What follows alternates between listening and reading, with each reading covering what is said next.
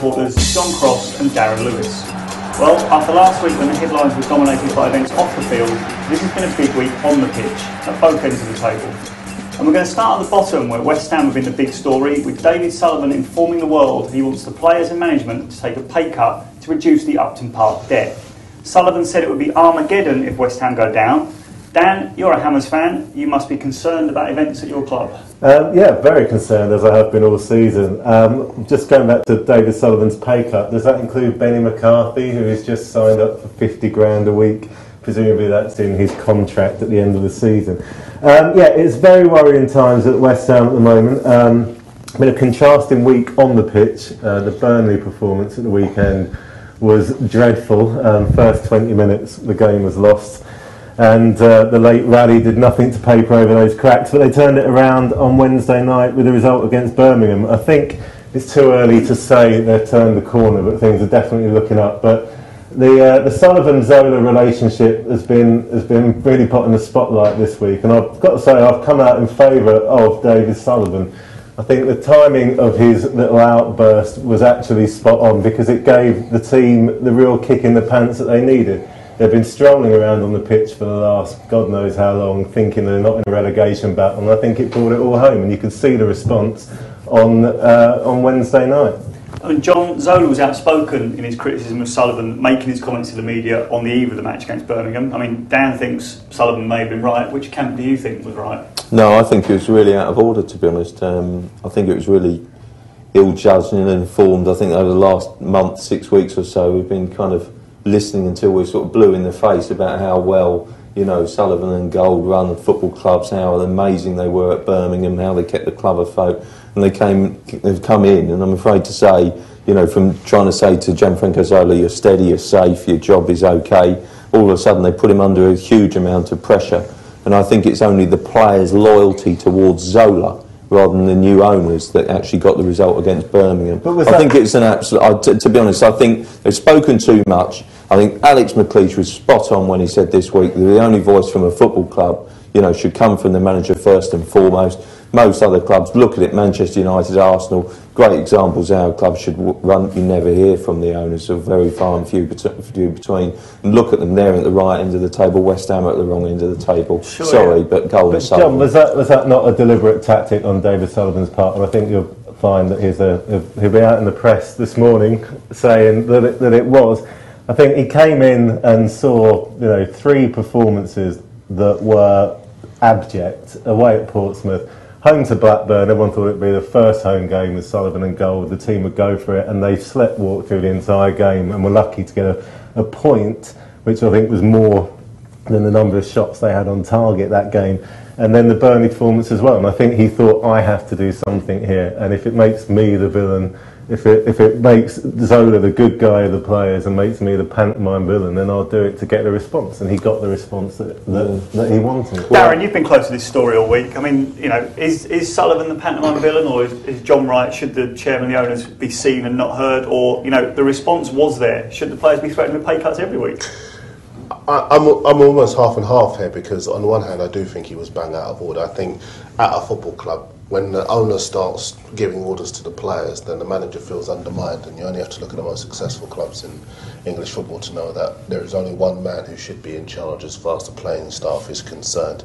Not to mention the fact that you can't really come into a club and order players to take pay cuts on contracts that they signed in good faith before you even arrived. But on the other hand, I do think, having been at the game and watched the performance compared to last weekend, it did put fire in the bellies of the players. They were motivated to do well. That subplot they added to the game actually inspired the players to do well for Gianfranco Zola, they're saying. But the bottom line is that it got a much needed 3 points. Only their 4th win at home this season, and as we all know, home wins keep you in the Premier League. Well, I've been critical of David Sullivan this week, and I received a call from him yesterday, so midweek, and basically saying, because my view is that regardless of what he says about the state of the club and how much he loves the club, he is there to make money, just as he did at Birmingham, just as he did with his Empire. His view is no, he's there because he loves the club and he's doing all this because he loves the club. I'm not so sure. I mean, as Dan rightly said, you know, when you talk about financial mismanagement on the one hand and then you offer 50k a week to a 32-year-old striker and you give him a 2.5-year contract, meaning that he will have to try and justify those wages at the age of 34, that's not sound financial management. Plus the fact that regardless of what you say about Van Nistelrooy's quality, offering him 100 grand a week, £2.5 million over 6 months, just does not smack of sound financial management. So there's a little bit of double standards as far as Sullivan's concerned. So talk about running a club, how to run a club. Look, contrast how Birmingham have been doing. You know, Golden Sullivan always in the background, having their two penneth and saying this and saying that. And I always felt there was an uneasy relationship between manager Alex McLeish and Golden Sullivan. Golden Sullivan set up Alex McLeish. Absolutely does a fantastic job. Come on, the two things are linked. And I'll tell you what, Alex McLeish Zola said this week, it made the exact point, you have to have the demarcation lines drawn. Alex McLeish has thoroughly flourished and excelled simply because the demarcation lines have been re-established. That needs to be done with well, Zola said, didn't he, ever since he arrived, he's basically said they've been there 10 days and every day they've been in the press talking about either problems or how well they've done or how difficult things are. Well, excuse me, you've done the due diligence, you've looked at the books, you've seen the contract, you know what the state of the club is before you arrive there. We don't need you to be in every media outlet after that. They're clearly stage managing the entire operation and playing the loyalty of the fans and the players. But John, I mean, you wrote a piece about Mark Hughes still being lined up to take over Zola. Do you think this is a very public way of David Sullivan trying to force Zola to quit? Well, I'm not sure about forcing him to quit, but I don't think all can be well when you have the owners so outspoken about the club and effectively undermining the manager, a day before what was ultimately a huge game for the club. I mean, if they'd lost, then I really think that Zola's days, would have been numbered. Perhaps, I mean, the bookies made him odds on, I think, to be the next manager to be sacked. The bookies don't get it wrong. We know that. And I do think that, they've been a little bit indiscreet, I think, in various positions about who they'd like next. And I don't think, I think Mark Hughes is obviously someone they admired before they came in. I'm sure they still admire him now. And I think, about Mark Hughes, though, in 5 years' time, Zola is not going to be West Ham. But the problem with Mark Hughes that I have, this whole idea that you're going to get him there. Mark Hughes has been at Man City where the owners have dabbled in the club and have been meddling around and been bringing players in. If Mark Hughes goes to West Ham, Mark Hughes is going to want to be able to run the club on his terms. He's not going to want Golden Sullivan chipping in at the players, chipping in on transfer policy or whatever else, and they like to do that. Which says to me, if they're going to continue behaving like that, they've got no chance whatsoever of getting him. Particularly given his experience at Manchester City as well. If they want to conduct their business as the way they clearly like to do, because they've got a track record now of doing it that way, I wouldn't, even though they do want Mark Hughes, I wouldn't fancy their chances of getting him. See, I think it's a fairly sorry indictment of West Ham if the players need to kick up the backside by comments from the chairman in the press or the manager in the press, or whatever. One look at the Premier League table should give them a kick up the backside as far as I'm concerned. But irrespective of that, I mean, have they got the players, whether Zola's in charge or Mark Hughes is in charge? All the clubs at the bottom now, the transfer window is closed. This is it. You deal with what you've got left. Portsmouth obviously have huge problems. I mean, who do you think are going to be the three that go down? Have West Ham got what it takes to survive? Well, I think if you look at the bottom 6 or 7 clubs, I think West Ham have got by far and away the best squad. They really have. They've got a spine, a backbone of England players. They've got, Rob Green in goal, England goalkeeper. Matt Upson, England centre half. Scotty Parker, a regular England's international, until relatively recently. Mark Noble, England under-21 international. Carlton Cole, an absolute nailed on for Capello's squad when fit. How on earth are they down there? I'm sorry, but that does say a little bit about sort of Gianfranco's, Zola's management, because he's not been able to produce, the performances that those, players should be able to bring to the table each and every week. So there's one thing. But I do think if they can turn it around, get some fitness for those players, and also get some consistency, they'll be fine. I think that Portsmouth will go.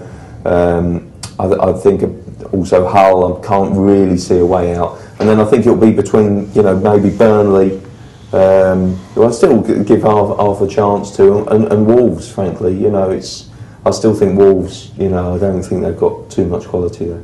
Dan, what do you think? I mean, Sunderland appear to be in free fall. Could they be dragged into it? Sunderland, I think, will survive. I think they've got too much quality up front. I think, if the goal scorer like Darren Bent in your team, I think you will survive. The teams that go down tend to be the ones that struggle scoring goals, which was, of course, West Ham's problem for a lot of the season. But with the new striking acquisitions, I think they will have enough to stay up.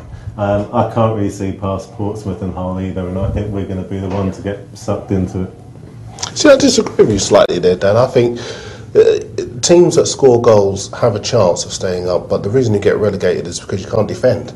And Sunderland can't defend. They've taken 6 points from 36 available. I was at Portsmouth the other night. They scored the goal. They held on for long periods of time, but they just ultimately couldn't defend, and they keep conceding late goals.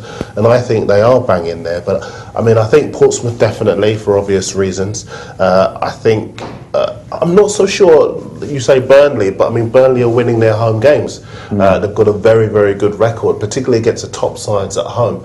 And as I said before, West Ham, that was only their 4th win at home this season. I think Wolves definitely are in the frame, and if you push me, I'd say Sunderland would be in that bottom 3 as well, just because although they can score goals, they simply can't defend at the moment, and Steve Bruce doesn't look as though he can do anything about it. Well, it looks like it's going to go down to the wire at the bottom. Similarly, at the top, where everyone's dropping points. The results on Wednesday night mean Arsenal are now back in the hunt for the title, just a few days after being written off after losing at Chelsea. The problem this season for the Gunners seems to be that they've stumbled when they put themselves back into position to challenge, which has raised questions about their mental fragility. John, you see almost every Arsenal game. Can they cope with the expectation of allegedly being back in the hunt? Well, I don't think they'll win the title. I haven't thought that since day one. Otherwise, I wouldn't have a lunch bet with Darren. Frankly, he's promised to buy me lunch if his bet comes off. And likewise me. Darren reckons Arsenal win the title. I don't. And a very expensive lunch date is looking good for me at the moment. But to be honest, it's a no-lose situation for me, because I think if I have to buy lunch, for Darren, that means Arsenal have won the title, and then the flip side is that. But look, I felt from day one that Chelsea would win the league. I still feel that, and I think United are obviously a markedly lesser team than they were last season. I think Arsenal, this season, didn't buy enough in the summer. They brought in huge money for Adebayor. They didn't bring in another striker, which I just thought was crazy. And they went through January without buying another striker. And I think that is affecting the players. I don't think the players think that the squad is deep enough, and I think that perhaps they lack a little bit of experience. And in the last 2 games, when the players been a little bit tired before Liverpool, I felt they were found wanting. And I think ultimately, I know they've got a great run in, and it's a lot easier than the other teams. I cannot see them winning 8 games back to back, for example. It is a great run. Darren, Arsenal don't play any of the top 4 in their remaining 12 games. 8 of those games are against sides in the bottom half. Come on, defend your bet. Can they steal the title? Listen, last year, as I keep saying on this show... Steak's already cooking. Last year, Man United won the title. They'd beat 1 team in the top 4.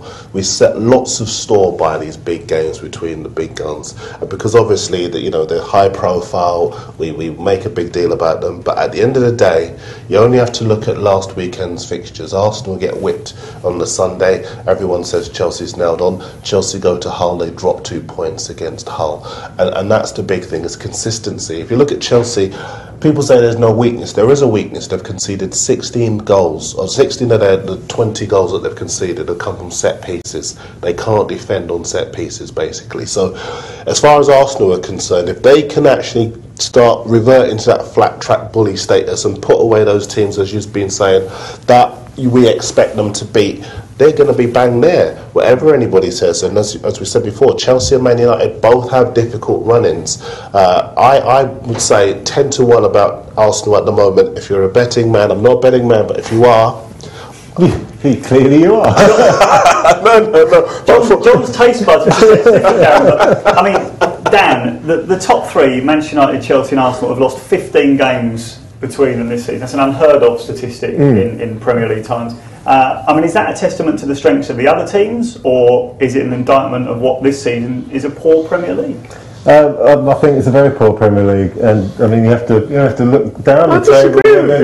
There's 9 teams that could get relegated. There's just not that much quality through it. The top 4, I think, are still leagues above everyone else, and obviously you have the Chase Impact coming up. But I want to go back to this striker issue, John. You know Arsenal, and you know what goes on at Arsenal more than anybody else. The whole Chamakh thing to the outsider appears ridiculous. He wants to go to Arsenal. Arsenal want to sign him, and Arsene Wenger's agreed. We reckon has agreed a pre-contract agreement to get him. Why didn't he just spend the money to bring him in January?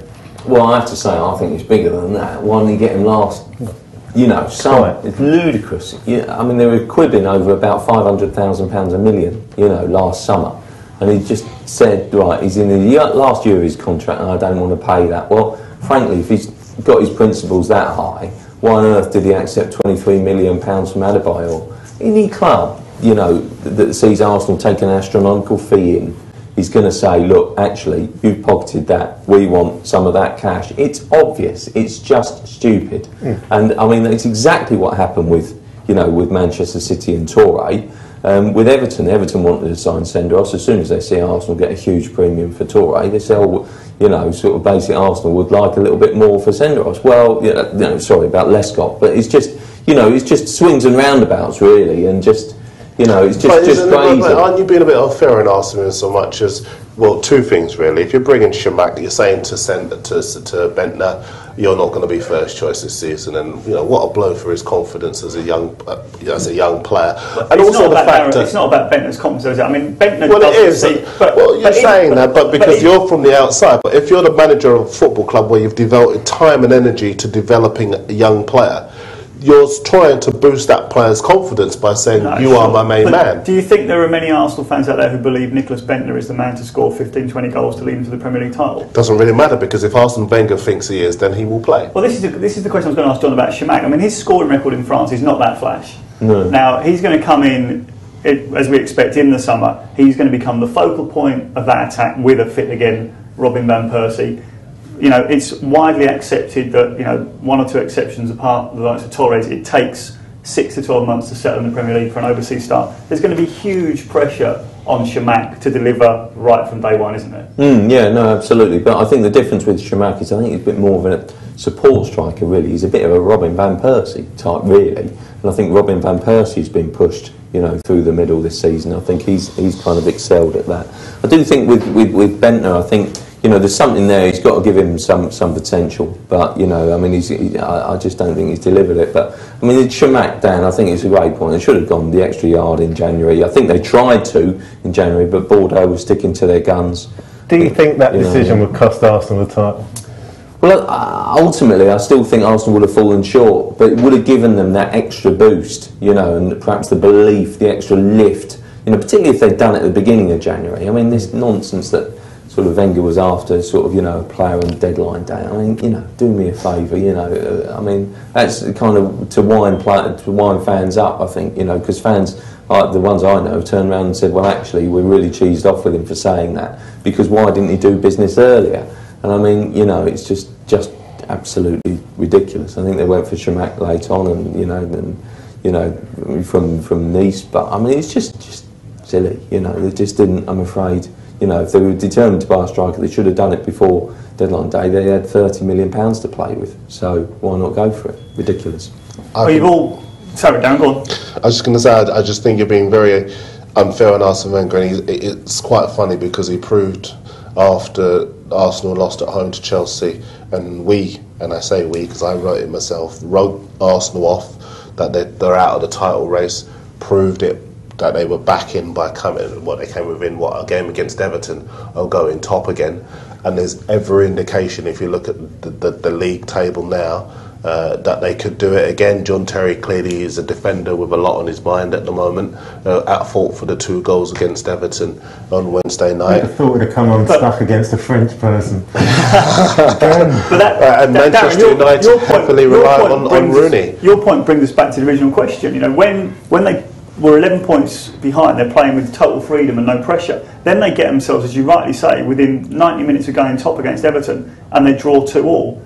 Now they lose to Manchester United and Chelsea back-to-back, and they're written off again. Then they go and produce against Liverpool. The question is, are they strong enough mentally to produce when they're expected to beat these teams? That's going to be the acid test for them. You know, people talk about young Arsene Wenger's young side and the kids. The average age, if I'm not mistaken, is 25 at Arsenal in terms of their best team. It's not so much about their age, though. It's about their mental strength. Well, I'm not a psychologist, but what I'm saying is that if you look at the side, every season they gain experience, and you know, at some stage they will have to break through that barrier, and I think they've got a great chance to do it. And let's not forget, it's about whether you finish top at the end of the season, not midway through January, not in November or whatever. It's finishing top at the end, and I think they've got everything about them to do that. And I think, you know, Arsene Wenger must have a little chuckle to himself when, you know, people say, "Oh no, they've got no chance and they haven't got this and they haven't got that," because at the end of the day, he hasn't broken the bank, and yet he's 6 points off the top of the Premier League table.